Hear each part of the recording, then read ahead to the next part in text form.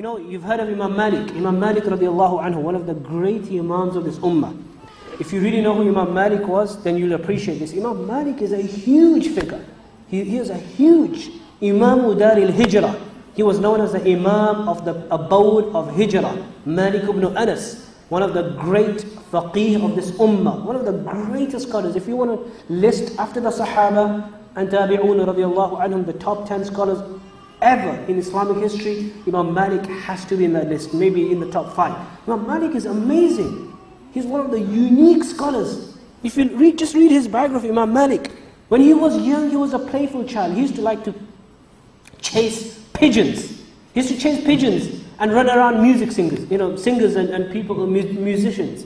And that's what he used to like. And his parents saw this. Once his father had a good, very influential role to play. His father once made a competition between him and his brother. His brother won. He said, and then his father just smiled to tell him that, look, you're not really good for anything, which means that you're not really taking your life seriously. And then he said, okay, you know what? I shouldn't run around pigeons. So what I'll do is I want to go and visit the singers and I want to become a musician. At that time, his mother said, look, son, you won't get anywhere in the world. This is Imam Malik's mother. You won't get anywhere in the world by running around singers and being a musician. Okay, you won't get anywhere. Ta'allam al-ilm. Seek knowledge. By the way, there's nothing wrong being a nasheed singer. Ta'allam al-ilm. Seek knowledge. Seek knowledge. And then Imam Malik said, and Imam Malik radiallahu anhu this is a famous statement of Imam Malik. You'll find this in every book. When I was young, كَانَتْ أُمِّي تُعَمِّمُنِي. My mother used to place the turban on me. In some other riwayat, in some other narrations it's mentioned, she made him wear the libas, the clothing of the ulama and the righteous people and the pious people and the educated people and the scholars. كَانَتْ أُمِّي تُعَمِّمُنِي. When I was a young child, 5, 6, she used to place the turban on my head. And then she used to say to me, on day 1, فَتَقُولُ لِي اذهب إلى ربيعة. You need to go and study by the great alim of the time, whose name was Rabi'atul Rai. Rabi'a, male scholar, a great, huge one of Imam Malik's main teacher. اذهب إلى ربيعة. Go to Rabi'a. And then she said, فَتَعَلَّمْ مِنْ أَدَبِهِ قَبْلَ أَن تَتَعَلَّمْ مِنْ عِلْمِهِ. Learn from his adab, from his mannerism, from his etiquettes, from his character, from his attributes, before you start learning from his knowledge. This statement tells us so many things. Number 1, his mother said, you need to study. Don't be a musician. She knows, she's interested. She wants to have a say in which career her child will take, the path that the child will take. And then just imagine, she knows the scholars of the time. She knows who the greatest scholar of the time is. Just telling him that, look, you need to go and study by Rabi'a. Don't go by this Shaykh right now. You need to go and study by this Shaykh. This is a mother. And then she's telling him, instructing him about the tartib, the order, what to study first. Whether hadith or fiqh or tafsir or adab or akhlaq or what.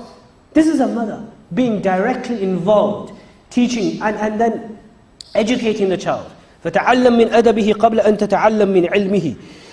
And we see this, with everybody, with Imam Shafi'i. Imam Shafi'i, another Imam from the major 4 Imams. Imam Shafi'i radiallahu anhu, Muhammad ibn Idris, a great Imam. He was born in Gaza, what we call Gaza today. Gaza, which is in Palestine, in Palestine. He was a young child whilst his mother was pregnant. Father passed away, single mother. A unique example of a single mother. It's amazing, read about these people. Unique example. She was young, she was very beautiful, but she, for the sake of her child, never married. That doesn't mean that you can't marry. It's actually sometimes wrong to think that a woman who's divorced or a widow not to marry. But she chose, if somebody doesn't want to, she sacrificed another marriage for the sake of a child. And she saw that Imam Shafi'i was Muttalabi, Banu Muttalib. His lineage goes back to the Messenger of Allah sallallahu alaihi wasallam. He was a Qurayshi, he was a Sayyid. Through lineage, she made hijrah for her child, a single mother. She was extremely poor, no wealth. The journey was very difficult, but still, she took a young son, moved from Gaza in Palestine all the way to Mecca al-Mukarramah because scholars were there and she wanted her child to be a great scholar of Islam. And travel not by, what time is the train, take the train and you're there in about 10 hours or 5 hours. This is on the camel, on the foot.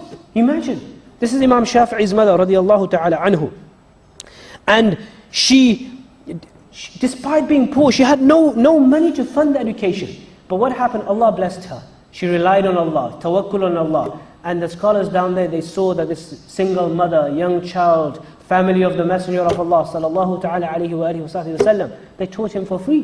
And Imam Shafi'i became a huge, immense individual of this ummah, a faqih, a great jurist, somebody who was a master of the Arabic language. Read his books, he has a Risala, and then Imam Malik had al-Mu'atta of hadith.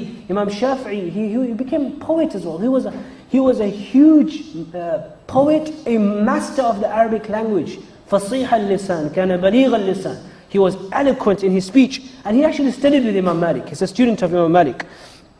And so this, taking, she was also very educated. She was a scholar herself, Imam Shafi'i's mother. She's actually got certain things that she spoke to the scholars of the time, and she gave dalils and references, and she became a scholar of the time.